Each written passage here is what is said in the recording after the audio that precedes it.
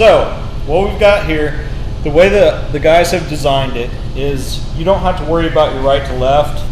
The shape is built exactly to go where it'll wrap under the trunk, so it's perfect. Now, the important thing to do is once you get it set into place, go ahead and have your hinge, unless you're doing the wet method, but this is all air release product, so any wrap guys that are out there that are wondering, this is wrap material. All right, so we've got our hinge set up. The most important thing is make sure you have your tape lines here. Make sure no matter what you get the tape line, because this is going to help you with the next section that you're going to be working on. So make sure when these are on there though, you're going to have to pop open this trunk, so don't lose your tape line. So whether you're using a grease pen or whatnot, make sure you have that mark. Now, Ron has already worked on, aka the golden squeegee, has already worked on the flat surface of this. He was going to go ahead and show having the squeegee in here so you guys can see how nicely it sets in. So we'll let the golden squeegee have at it. Take over.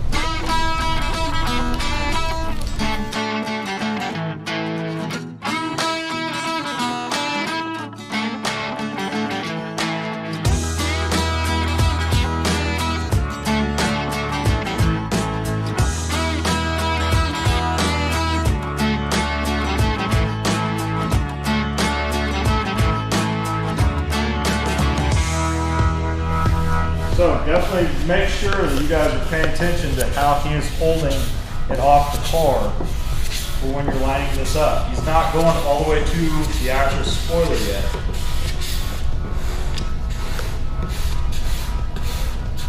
It's easier to leave some of this out so you can tuck it all at once rather than half and then the other half. When you've got your hinge on there, it makes it difficult to tuck.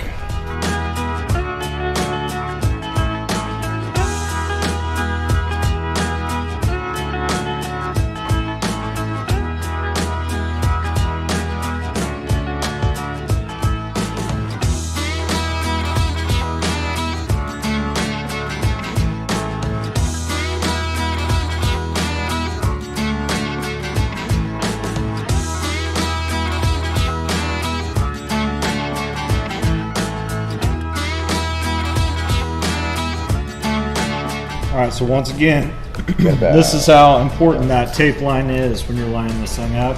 And it's just following the body line. It is hanging over a little bit over the body line because you will need to overlap this piece. It does overlap onto the piece that is down here, and you have to put this piece on first so your overlap is going the proper direction. Now, for anyone that's talking about doing it knifeless wise, you could definitely do this knifeless in one big piece. The only thing is you would not be able to get names cut out of it unless you're somehow doing that before. I'm sure some of you guys know how to do that. For most places, this is going to be the best way to install, is having that overlap piece, and the install will be great. On this piece is a little bit tricky to hinge because of the curvature. And you have to hinge it over here, you can't hinge it down here, so if you put a mark on here and then you hinge it back, it gives you something to pull down to.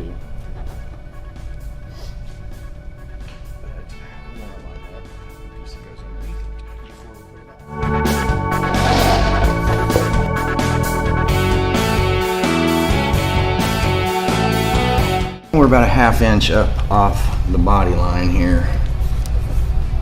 And you can see that my pieces are going to overlap like so. So what you want to do is line this up, tape that in place, come around here and lay this piece down to where you see where it's going to line up there, and tape that in place. You're going to want to give yourself a little guide so you know how far, where that tail needs to lay. It's a pretty narrow little piece, so you want it to land in the right spot.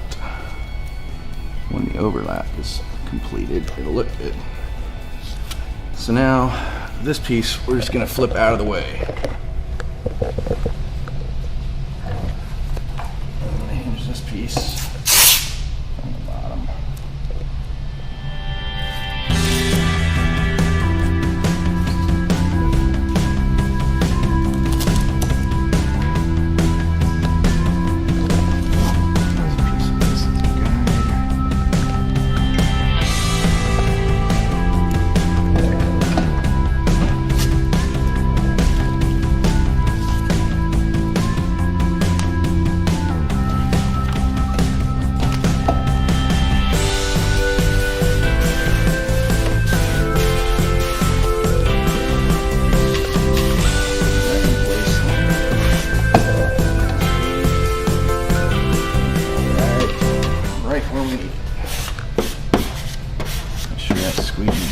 there. Take the hinge off. Squeeze the trap there out. Don't forget to take your mask. Yes, that's the most important thing. Do not forget to take off the mask.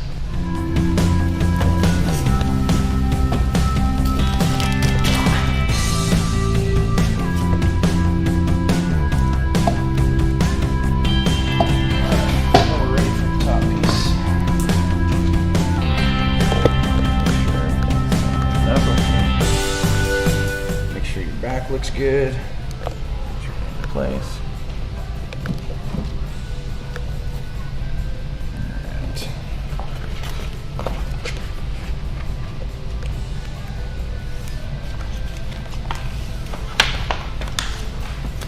This is where it's important to have this mark up here so you know, kind of a flimsy hinge. So as long as you got it right where you need it to be. So what you're saying is don't install it in like a 50-mile-an-hour wind or anything. Probably wouldn't be a good idea. Probably not good.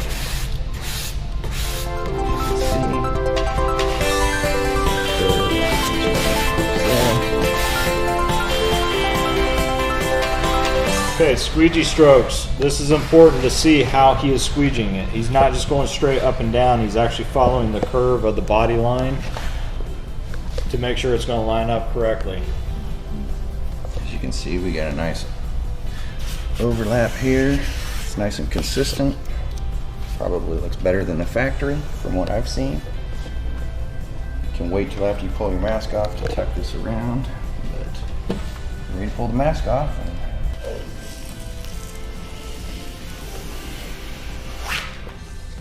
And go back